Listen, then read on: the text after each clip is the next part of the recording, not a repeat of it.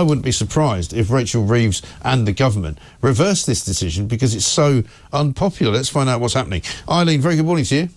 Good morning. Good morning. Thanks very much for not at all. Thanks for joining us. I mean, we've been banging on about this. I've never seen, and I've said this many times, I've never seen such a vitriolic response to government policy in my life. You know, as soon as Rachel Reeves announced this, quite early on in Labour's tenure, sometime in August, I think it was, the response from the people who watch this show, who listen to this show, has been universally against it, has been universally disgusted by the government singling out pensioners, really. So I'm glad to see they're fighting back. Tell us about what's happening today. Well, today there's a mass demonstration outside Westminster, set up by the National Pensioners Convention, Unite the Union, Unite for a Workers' Economy. Scottish Pensioners Forum are also represented there. We're actually all in this together. We had a demonstration outside the Scottish Parliament on the 26th of September to coincide with UN International Day of Older Persons, which looked at dignity and ageing. We were joined by Unite and the National Pensioners Convention at the demonstration there, because there's nothing really dignified about older people actually having to take to the streets in the wind and the rain to defend their rights.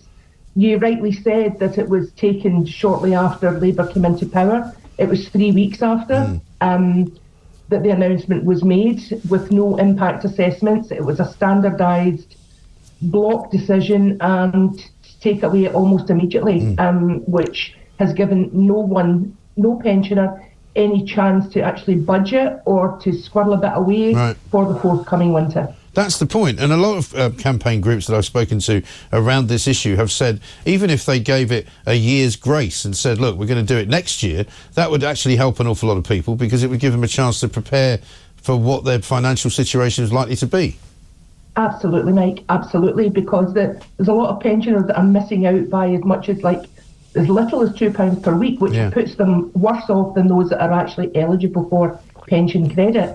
And we really can't have that in the world's sixth richest economy. It's just, even our pension is away at the bottom of the pile, and it hasn't been done properly. There has been no assessments taken, and it's just been a blanket standardised across the piece.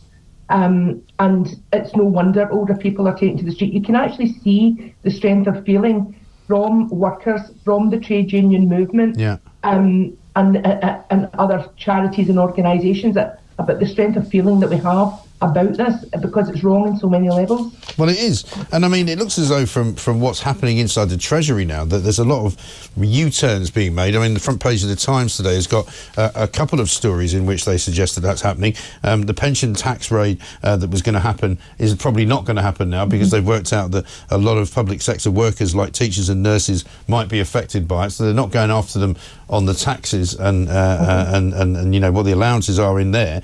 They're also possibly doing a U-turn on the VAT on private schools, you know, and on the non-dom status rich people, because they don't think they're going to actually be able to collect the money. So they're clearly capable of moving on something like this. So perhaps if you put up enough pressure, they will move on this. But they do seem to be kind of wedded to punishing pensioners, don't they?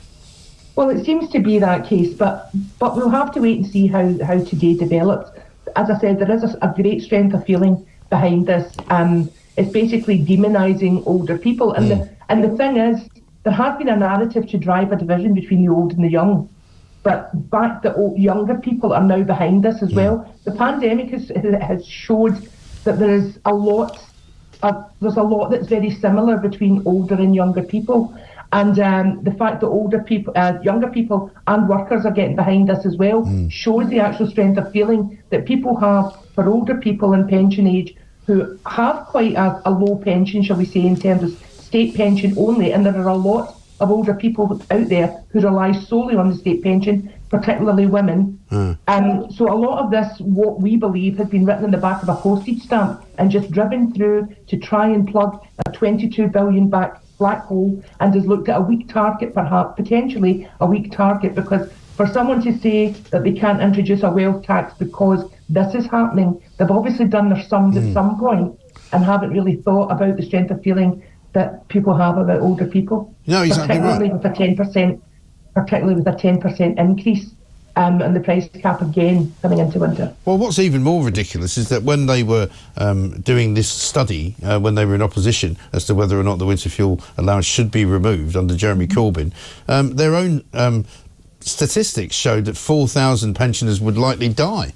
And we know that even if it doesn't have that horrific effect on pensioners this winter, many, many pensioners will end up in hospital, putting more strain on the NHS. Absolutely. That's our thoughts exactly. And that's the reason why we're taking to the streets today. As I said, we really sincerely hope that if there is a lot of backtracking taking place in some of the policies that the government are wishing to put through, that this will be one of them. But as you rightly say, Mike, there would have been possibly challenges, but had they said that we won't be doing it this winter, we'll be doing it, perhaps it's something we'll be looking at. Right. But they've just taken it away, giving no one any chance to budget or put things into place. It's just, it beggars belief. It really does. It is extraordinary. Well, listen, I wish you well, Arlene. Thank you very much indeed for joining us, and I wish well to all the pensioners who are taking time out of their busy lives to go and demonstrate outside of Parliament. Good luck to them. And luckily, I don't think it's going to be too bad, the weather today, so it should be okay for them.